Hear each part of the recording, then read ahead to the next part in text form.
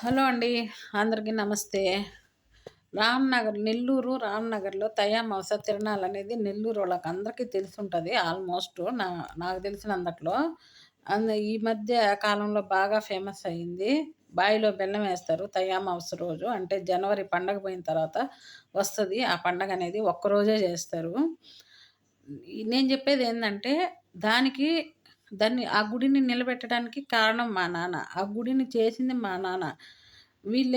మా నాన్న ఏందంటే అప్పట్లో టికెట్లు పెట్టేవాడు గాదు. కొబ్బరి చిప్పలు అమ్ముకునేవాడు గాదు.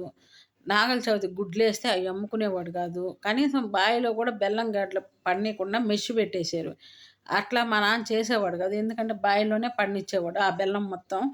మళ్ళా అంతా కరిగిన తర్వాత ఆ నీళ్లు బయటికి తీసేసేవాళ్ళం. అట్ట చేసేవాళ్ళం మేము. వచ్చిన కొబ్బరి చిప్పలు, అరటిపండ్లు అంతా రిక్షా పెట్టి పక్క రోజు అందరికీ పంచేవాళ్ళం. మేము ఒక్క రూపాయి కూడా టికెట్లు పెట్టలేదు, తీసుకోలేదు. ఇప్పుడేందంటే రూ. 20, రూ. 50, రూ. 100 టికెట్లు. కొన్ని వేల మందొస్తారు భక్తులు. ఆ ఒక్కరోజు కొన్ని వేల మంది భక్తులొస్తారు. మా నాన్నకి అలా డబ్బులు తీసుకొని చేయకూడదనని ఒక థాటు. అందుకని అప్పట్లో ఆ గుడి అంత డెవలప్‌మెంట్ చేయలేకపోయాడు మా నాన్న. అందరూ కలిసి చేస్తేనే కదండీ డెవలప్ అయ్యేది. ఒక్కడే సింగిల్ హ్యాండ్‌తో చేస్తున్నాడు.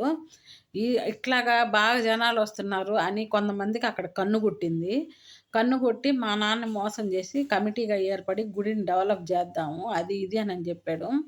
మా నాన్న ఏమంటే దానికి ఒప్పుకోలేదు.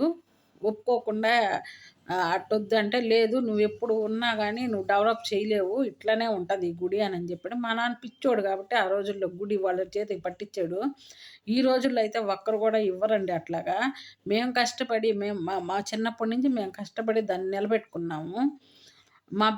మేము ప్రతి ఒక్కటి తైయామాస తిరణాలు గానీ, కృష్ణాష్టమి కానీ, అయ్యప్ప స్వామి కొండకి 18 సంవత్సరాలేసాడు మా నాన్న బస్ అక్కడి నుంచే. ప్రతి ఒక్కటి మాకు జరిగింది. మేమంత బాగా చేసాము. కానీ మా నాన్న ఏందంటే వాళ్ళని నమ్మి ఇది చేసేసాడు. మేమైతే వదులుకునే వాళ్ళం కాదు ఈ రోజుల్లో అయితే.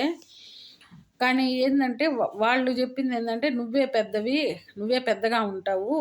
జస్ట్ మేము డెవలప్ చేస్తాము అంతేను" అనని చెప్పారు. డెవలప్ అంటే ఏందో తెలుసా అండి? రూ. 20 టికెటు, రూ. 50 టికెటు, రూ. 100 టికెటు, కొబ్బరి చిప్పలు అమ్ముకోవడం, గుడ్లు అమ్ముకోవడం, బెల్లాలు అమ్ముకోవడం, బావిలో పడనీయకుండా ఇది డెవలప్‌మెంటు. ఇయన్నీ చేస్తే డబ్బులు ఎట్టైనా వస్తాయి కదండీ! దాంట్లో గుడిని అసలు ఉన్నింది ఒకే ఒక గుడి. యామాలమ్మ, యామాలయ్య లోపలున్నారు. వీరరాఘవ స్వామి అనే ఆయన పైనున్నారు. గుడి పైన పెట్టినాడు మా నాన్న. అది కేవలం యామాలమ్మ, యామాలయ్య గుడి. దాన్ని వైద్య వీరరాఘవ స్వామి గుడి అనని చెప్పి దాన్ని ఇది చేశారు.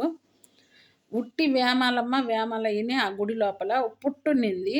ఆ పుట్ట స్వయంభుగా వెలిసిన గణపతి పుట్ట ఆ మూడేనండి అక్కడ ఉండింది. ఈ వైద్య వీరరాఘవ స్వామి అనేది పైన ఉన్నింది గుడి పైన.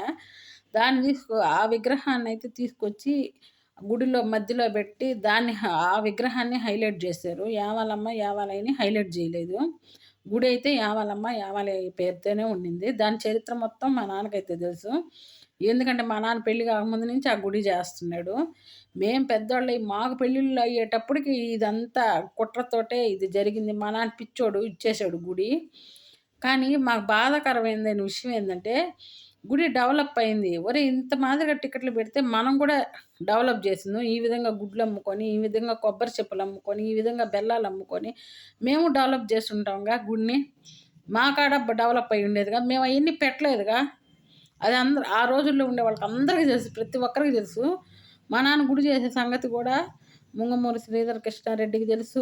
తాళ్లపాక అనురాధ, రమేష్ రెడ్డి, మన కోటంరెడ్డి శ్రీధర్ గారు అప్పుడు రాజకీయాల్లో తిరుగుతున్నారు కొత్తగా. వాళ్ళని పిలిచి మేము సన్మానాలు చేసేవాళ్ళం. అందరికీ తెలుసు మేము గుడి చేసిన సంగతి.